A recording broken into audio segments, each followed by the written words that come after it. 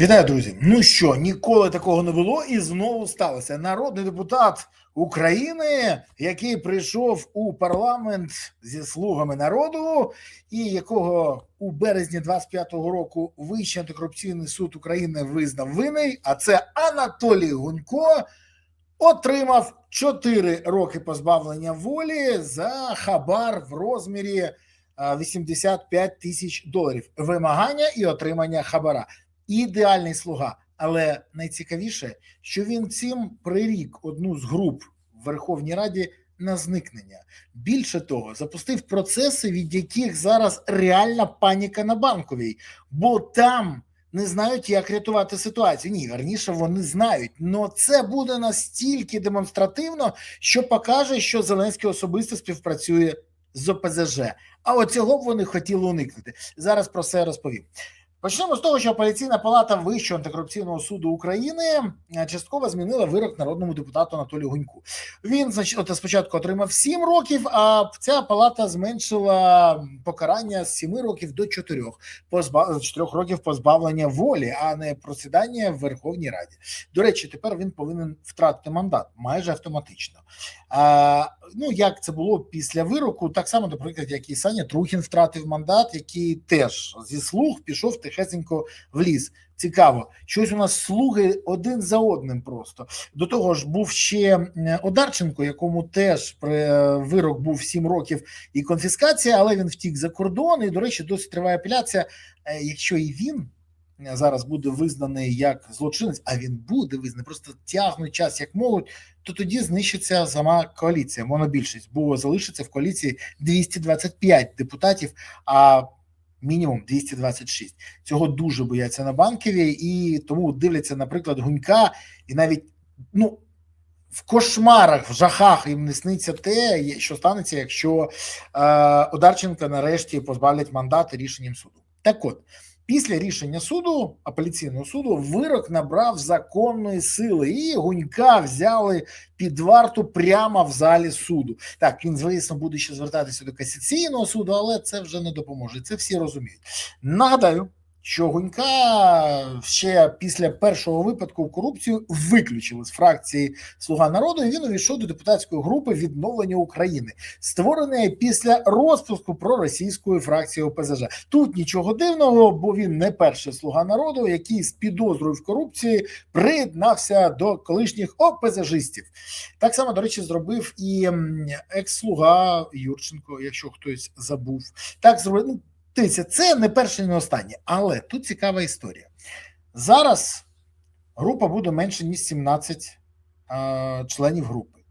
А згідно закону, вона не може бути меншою, ніж наймала депутатська фракція. Сама фракція дає приклад того, якого розміру може бути група. І отут 17 осіб. Все. Тож, ця група повинна бути розпущено. Скажемо зразу, цього не дуже хочуть в Офісі Президента. Поясню, ні, тут не тільки особисті симпатії, старі відносини і деякі шкурняки. Тут ще й одна історія. З групою легше домовлятися. У групи є керівник, він домовляється зі всіма, потім йде як перемовник, і далі домовляються з ним, щоб група голосувала, а за це група отримає якісь ніштяки або якісь там смаколики. Тендери виграє, призначають людину на якусь посаду, ставлять заступником губернатора, не чіпають якоюсь їх людину правоохоронні органи. Так, цинічно і зухвало влада постійно ці роки обмінює у ОПЗЖ їх голоси на щось їм цікаве. І отут для Офісу стає великою проблемою. Тому треба якось вирішити. І для цього треба делегувати одного зі слуг, якого вже раніше виключили до, цієї групи. Але якщо слуга приєднається до цієї групи, там вистачає таких слуг, то це буде настільки показово і зрозуміло, що все це імітація бурхливої діяльності і повна керованість тими, хто отримав підозри в корупції, був спійманий на хабарях, на злочинах. Проблема, величезна проблема. Вони цього дуже не хочуть робити. Тому шукають якісь варіанти. Може, хтось там з позафракційних приєднається. Хоча, наскільки мені відомо, зараз головна кандидатка на цю посаду Мар'яна Безугла. Саме її хочуть туди й делегувати, але для цього треба ж її викинути з фракції. А тут теж 225 голосів. Хоча по риториці вона дуже нормально заходить у ОПЗЖ. Більше того, стільки разів, скільки вона їм підмахувала, коли, наприклад, збивала Залужного, коли атакувала Головкома, коли висвітлила 47-му бригаду Магура і її наступ, коли, людина в курсі теми. До речі, напишіть в коментарях, як ви думаєте, а є звання у пані Безуглої в Російській Федерації? Бо, наприклад, Баліцький – Герой України, Деркач – Герой України. Я не знаю, чи Герой України, Герой Росії, обмовка страшна. Так от ці два зрадника, вони Герої Росії. Цікаво, як думаєте, а Безугла або Безглузда, я не знаю навіть, як буде вірніше, вона Герой Росії вже чи отримує згодом? Бо стільки, скільки вона зробила для Росії, без нагороди не залишиться. Але давайте прокинемо це і йдемо далі.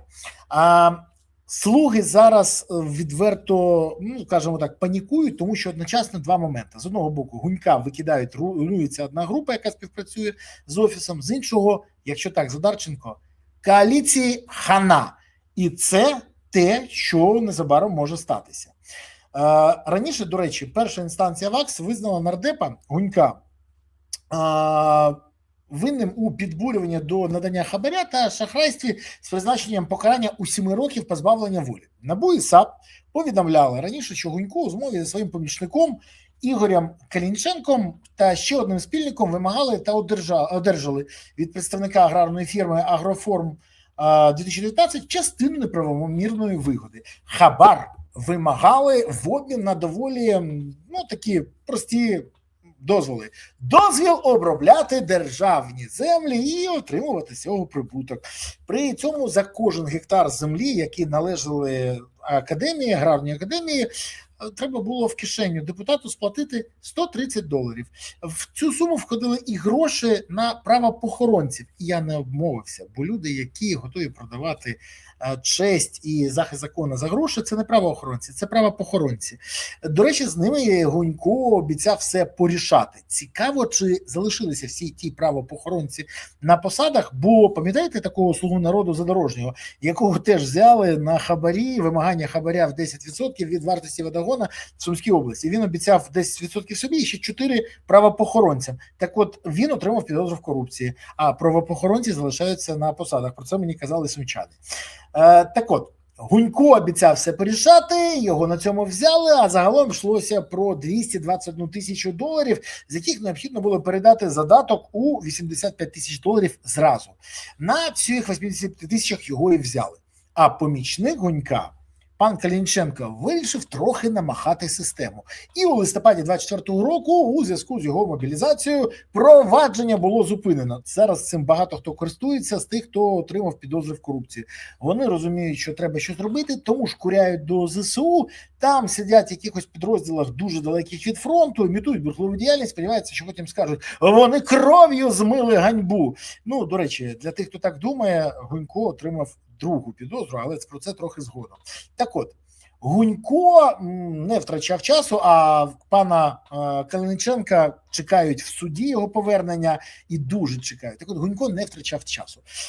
Поки тривав цей суд, вже після отримання підозри та вироку, він зміг продемонструвати, що є справжнім рецидивістом та справжнім слугою народу.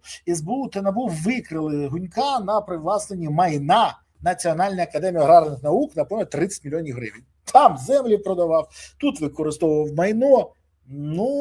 Невгамонний слуга Зеленського. Еталонний. Єдине, що двушечку на Москву не слав. Все в кишені собі і тим, хто його дахував, доляху віддавав. І вішенька на цьому торті – це те, що навіть попри наявність вироку суду першої інстанції, уряд, зараз варто, щоб пролунав барабанний дріб, тому що це відверто варто того, уряд по команді Офісу Президента включив Гунька до робочої групи з питань реформування адвокатури.